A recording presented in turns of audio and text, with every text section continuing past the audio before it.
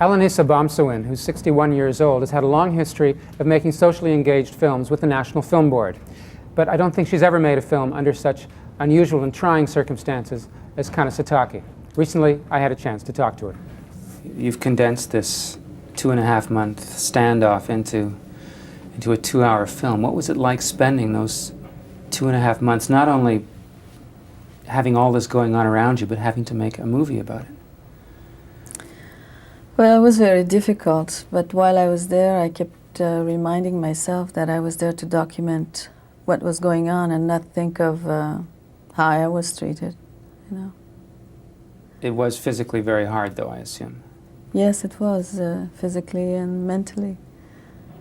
And mainly because I am an Aboriginal woman. And you know, like even the regular reporters, some of them had bad times, very bad times, like they got beat up or their equipment smashed, and many things like that, or insulted, because, you know, people would see the news and they would look at themselves and they'd be angry, and they didn't, when they would see a crew or a camera person, they didn't ask, did you do that? You know, everybody was being punished for it. In my case, well, being Aboriginal, it was an extra thing. Did you figure, well, I'm a journalist, I'm a filmmaker, I'm going to stand back and just document? You couldn't be there and be neutral, that's for sure. Mm-hmm. And so I decided that it had to be documented by one of us. So the next day, I was working on another film. So I changed my budget to this new production that I wanted to do, and I got support right away. I left the film board with a crew, but we didn't have a sound person, so I did my own sound for several days. And I left, but I didn't come back for a very long time, and including myself, nobody knew how long this would last. Towards the end, didn't you actually have to slow down tape in order to conserve it? And I had to, because I only had one tape left. And it was really, you just have no idea how it feels to work like that with not having what you need. And then the problem of always having to plug in your batteries. And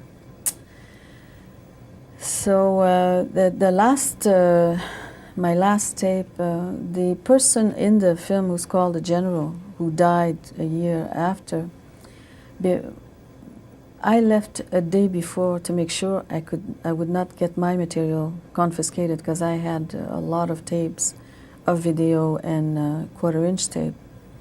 So we were talking together, and he said to me, you know, when we walk out of here, I'm going to sing my victory song. When he said that, I said, well, why don't you sing your victory song for me? I said, what if something happens and you don't sing it? And so he was very superstitious, and he says, why do you say that? I said, I don't know, it's just a feeling, so we'll have it.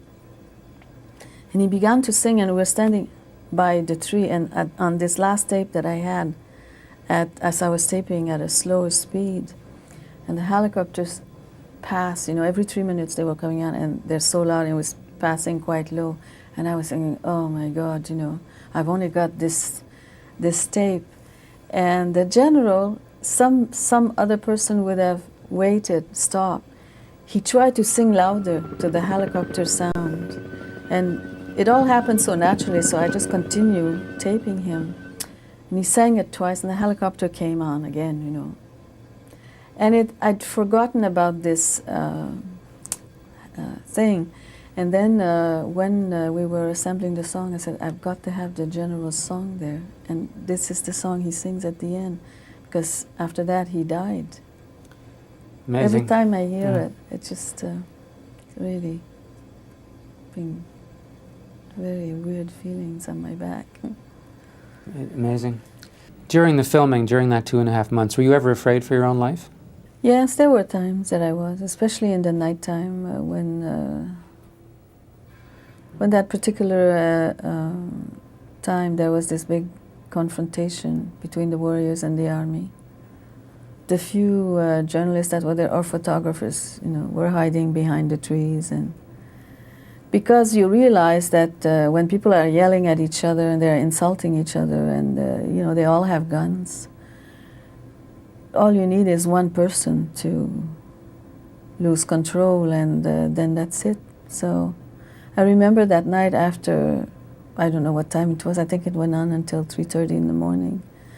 And at that time, we were sleeping outside, the journalists, and I was, all I had was garbage bags on the ground. And I was so tired, and I remember lying down there thinking, well, the bullet's gonna come through my head and it's gonna take 1 second, I'll be dead. That's the way I felt. Were any of these soldiers sympathetic? I mean, after all this time you spent talking to them or not talking to them, were any of them just guys doing their jobs who really weren't so bad after all? Sometimes I would talk to them. Sometimes I'd be alone down the lake and there might be a couple of soldiers, or one time there was only one. And I would talk to them, but they never answer me, never.